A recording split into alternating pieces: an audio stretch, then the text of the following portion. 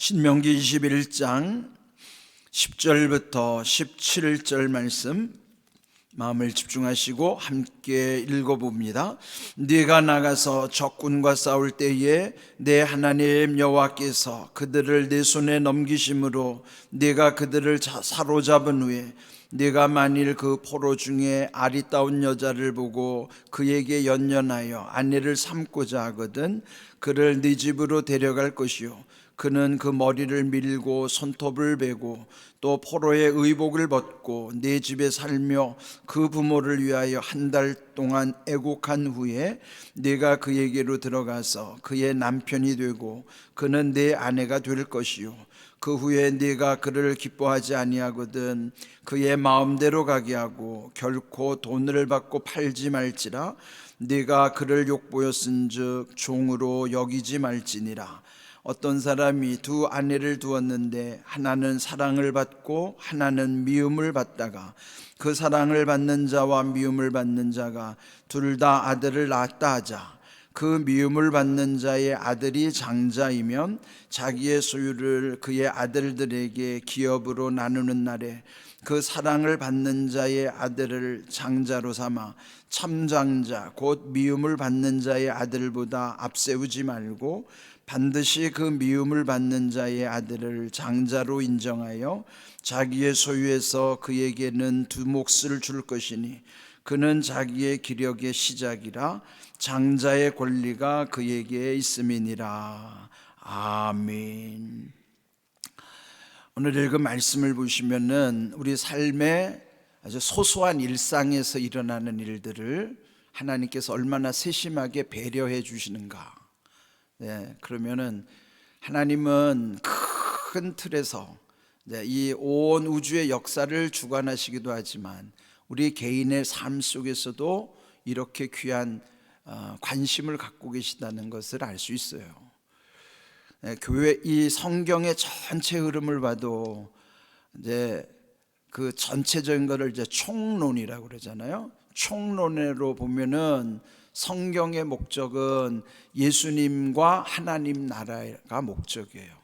예수님을 믿고 하나님의 나라가 이루어지는 것, 그것을 위해서 성경 전체를 그 메시지는 관통하고 있어요. 그런데 그렇다면 우리 각각 개인의 삶 속에서 예수님과 하나님의 나라를 위해서 어떻게 살아야 될 것인가?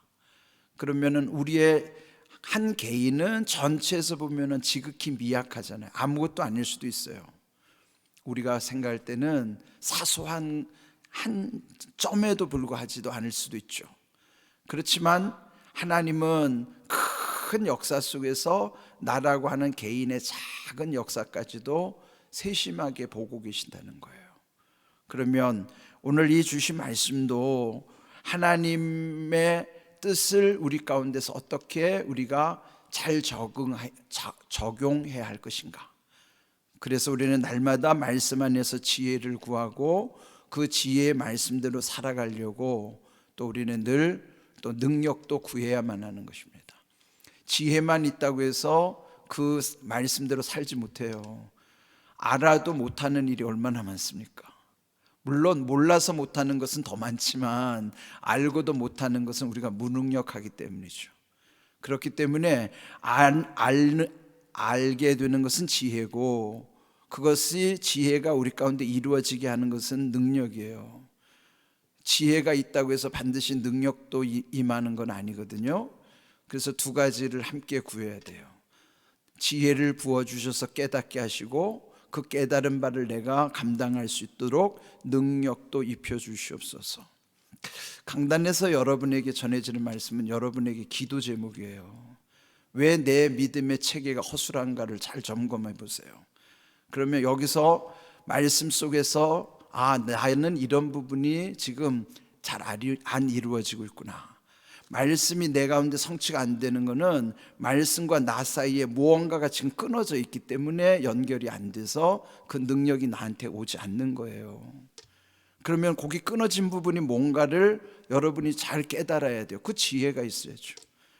그리고 능력을 구해야만 그 끊어진 부분들이 연결되면 마침내 말씀이 내게 생명과 능력으로 임하는 거예요. 근데 우리가 이걸 잘 모르거든요. 그래서 우리가 날마다 하나님 말씀 들을 때 그냥 들으면 안 됩니다.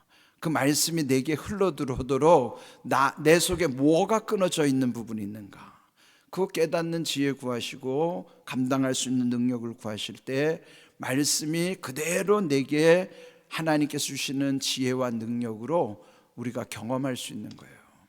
그래서 오늘 주신 말씀도 이게 모세오경 3500년 전에 주신 말씀이거든요.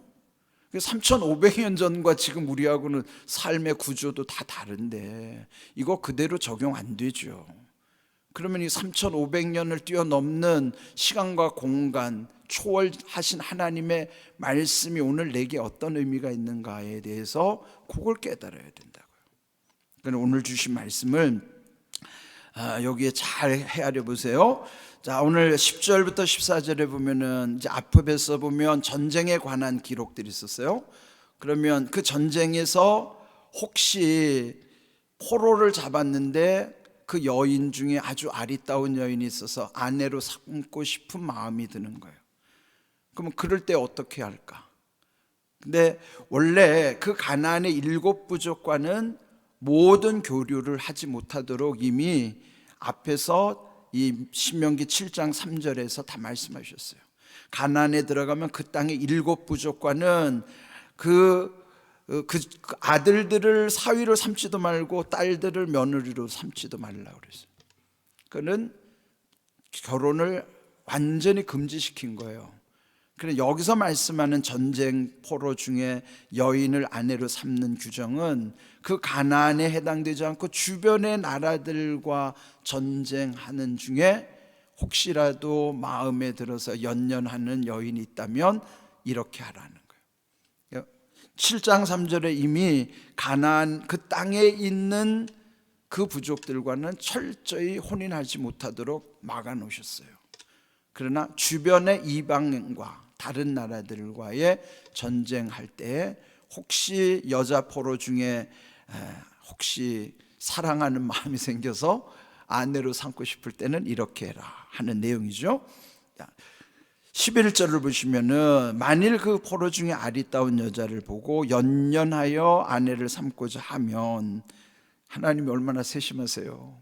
이렇게 장가 보내주려고 그 포로 중에도 아내를 삼도록 길을 여시는데 다만 절차를 밟아야 돼요. 여러분, 하나님도 절차를 중요하게 여기시는 거예요. 그래서 우리가 절차를 무시하면 안 되거든요. 여기 11절 보시면 그 아내를 삼고자 할 때 12절 먼저 네 집으로 데려온 다음에 머리를 밀고 손톱을 베고 의복을 벗겨야 된다. 그는 뭐예요? 이전의 모든 풍속 그를 주장하고 있던 모든 것들을 먼저 다 끊어야 된다는 것입니다. 머리를 밀고 손톱을 깎고 그는 뭐예요? 이런 거 다 이제 새로워지도록. 머리라고 하는 건 어떤 이 생각의 상징적 의미고, 손톱은 손의 일을 상징하는 것이고, 더 중요한 것은 그가 걸치고 있는 옷을 완전히 벗어야 된다. 이 옷이라고 하는 것이 단순히 옷이 아니에요. 성경의 언어는 상징 언어거든요. 그러면 갈라디아서 3장 27절 말씀, 여기도 옷이 나오는데 한번 읽어보겠습니다. 누구든지 그리스도와 합하기 위하여 세례를 받은 자는 그리스도로 옷 입었느니라. 이게 상징 언어예요. 우리가 입고 있는 옷은 보이는 옷이 아니고 상징적으로 그리스도로 옷을 입은 거예요. 그럼 그리스도로 옷을 입었다는 것을 여기서 세례로 표현하는 것인데, 세례가 왜 중요할까요? 세례는 옛사람이 물속에 잠겨 죽었고 새 사람과 주님이 합하는 것이 물 위로 올라올 때 그 표현이죠. 그러면 이 세례를 받는 것은 결국은 우리가 그리스도로 옷을 입었다는 중요한 약속이 있는 거예요. 세례를 그냥 이 의미를 모르고 세례 받으면 아무것도 아닌데, 왜 세례가 중요한가? 세례를 받음으로써 나는 이제 그리스도로 옷을 입은 존재이구나. 이때 옷은 우리 시대의 옷과는 완전히 달라요. 지금은 뭐 옷은 돈만 있으면 뭐 고가의 옷을 다 아무나 입을 수 있는 시대지만 이 당시는 돈 있다고 옷을 아무거나 입을 수 없어요. 왜? 옷은 신분이기 때문에 아무리 돈이 있어도 자기 신분에 맞는 옷을 입어야 되죠. 노예는 아예 옷을 입을 수도 없던 시대죠. 그러면 이때 옷은 우리의 시대의 옷과는 완전히 다른 옷이에요. 그럴 때 그리스도로 옷을 입었다고 하는 것, 옷 속에 내가 들어가 있는 것처럼, 내 몸이 옷 속에 들어가 있는 것처럼 내가 그리스도라고 하는 옷 속에 들어가 있는 거예요. 그리스도 안에 있는 나예요. 그러면 그리스도 안에 있을 때 이 옷이 내 몸을 보호하는 것처럼 그리스도라는 옷을 입은 나는 그리스도가 나를 보호해 주시는 거예요. 그리고 신분이 그리스도의 신분으로 존귀하게 해주시는 거예요. 그러니까 여러분, 세례받은 게 얼마나 귀한지를 알아야 된다. 그렇게 이 노예를 아내로 삼을 때도 옷을 다, 예전 옷을 다 벗으라고 하는 것이죠. 여러분들이 이제 자녀들 결혼을 할 때도 그래요. 믿지 않는 자녀들과 결혼할 수 있죠. 결혼할 수 있는데 문제는 그 영적으로 일체성이 없으면은 나중에 힘들어지니까 그렇죠. 그러면 믿음으로 만나면 제일 좋은데, 만약에 뭐 며느리를 맡든지 사위를 맡든지 안 믿는 사람을 만날 경우는 최소한 세례를 받아야 돼요. 그리고 최소한 세례의 의미를 알아야 돼요. 그래야 그 집에 들어올 때, 여기에 옷을 벗기라는 의미는 예수님의 옷으로 새 옷을 입으라는 거거든요. 그래야지만 탈이 없어요. 뭐 물론 믿는 사람끼리 결혼하면 최고 좋지만 그렇게 하기가 어려울 때 있잖아요. 그러면 최소한 세례를 받고 세례의 의미가 뭔가를 결단한 다음에 결혼을 해야 그래도 나름대로 삶의 변화를 기대할 수 있는 것입니다. 여기 주신 말씀처럼 그 아내를 맞이할 때 옷을 갈아입혀야 된다. 또 하나 중요한 거는 그 부모를 위해서 한 달 동안 애곡한 후에, 그러니까 자기도 부모가 있으니까 이렇게 또 와서 또 살아가다 보면은 그동안의 부모에 대한 연민이 있을 거 아니에요. 그래서 한 달 동안에 울 수 있는 시간도 주는 거예요. 얼마나 하나님의 은혜가, 이렇게 포로되는 여인의 친정까지도 배려하는 거예요. 하나님의 은혜가 이렇게 얼마나 깊은지. 그런 다음에 또 하나, 이제 그렇게 해서 가정을 이뤘어요. 근데 14절, 그 후에 내가 그를 기뻐하지 아니하거든. 이게 뭐예요? 살다 보면 또 이혼할 수도 있잖아요. 사랑할 때는 언제고 또 마음에 안 들을 때도 있단 말이에요. 그러면 네가 그 여자를 혹시라도 버리게 될 때는 함부로 하지 말아라. 그의 마음대로 가게 하되 결코 돈을 받고, 옛날에 종이었으니까 종처럼 취급하지 말고, 돈을 주고 팔지도 말고, 그 아내를 욕보였은즉 종으로 여기지도 말지어다. 하나님이 얼마나 멋진 분이세요. 예? 다시 옛날에 노예였으니까 노예 신분으로 돌리는 게 아니라 그 여인을 위하여 혹시 네가 버릴 때, 이게 버리라는 뜻은 아니에요. 이거 우리가 착각하면 안 돼요. 아, 하나님이 버리라고도 했나 보다. 아니에요. 우리가 하도 죄인이고 이런 하나님 말씀대로 살지 못하니까 최악의 상황에 네가 이렇게 될 때는 최소한 이렇게는 해야 된다. 하나님이 우리의 연약함을 그래도 최악의 상황까지 가정하셔가지고 혹시라도 이혼할 때는 네가 그 여자 함부로 다루면 안 된다. 이렇게 세심하게 배려해 주시는 거예요. 그 다음에 이제 15절 이하부터 장자의 권리에 대해서도 말씀해요. 이것도 두 아내라고, 그러니까 두 아내를 두는 걸 허용한 게 아니라 우리가 악하기 때문에 살다 보면은 또 또 여러 아내를 두고 사는 그런 경우에도 하나님이 이런 문제에도 이렇게 해야 된다는 거예요. 아무래도 아내가 둘이다 보면은 시기 질투가 얼마나 많겠어요. 또 그 남자가 또 혹시라도 이 질서를 깨뜨리는 일을 하면 안 된다는 거예요. 첫째 아내, 둘째 아내가 있는데 질서대로면 첫째에서 난 아내의 아들이 장자예요. 그런데 둘째에서 난 아들, 둘째 아들이죠. 그런데 만약에 첫째 아내가 미워가지고 내가 사랑하는 아내는 둘째 아내니까 둘째 아들을 장자로 취급하지 말라는 거예요. 질서를 깨뜨리지 말라는 것이죠. 네가 사랑하든지 미워하든지에 상관없이 하나님은 장자권을 중시하는 거예요. 그 질서를 깨지 말라는 것이죠. 그런데 성경에 보면요, 장자의 권리가 박탈되는 경우가 있어요. 그 대표적인 경우가 뭐죠? 야곱과 에서는, 에서가 장자임에는 분명한데 에서는 장자의 권리를 팔아버렸죠. 팥죽 한 그릇에. 그래서 결국 에서는 장자권을 잃어버렸어요. 또 야곱의 12아들 중에 첫째 장자가 르우벤인데 르우벤도 장자권을 잃어버렸어요. 왜 그랬을까요? 그는 아버지의 침상을 더럽혔다는 죄로 장자권을 박탈당하고, 장자권이 뭐냐면 두 몫을 주는 거예요. 그러니까 두 몫을 주는 그 장자 몫을 누가 차지했어요? 요셉이 차지한 거예요. 그래서 요셉의 두 아들 에브라임과 므낫세에게 각각 한 지파로 여겨서 복을 줘서 요셉이 장자의 복을 받는 거예요. 그러니까 여기서 기억해야 될 거, 하나님은 일단 질서를 중시하는데 본인이 장자권을 받을 자격이 안 되면 하나님 박탈하시는 거예요. 이거 소중히 여겨야 돼요. 하나님은 질서의 하나님인데 질서를 깨뜨리면 그거 촛대를 옮기시는 거예요.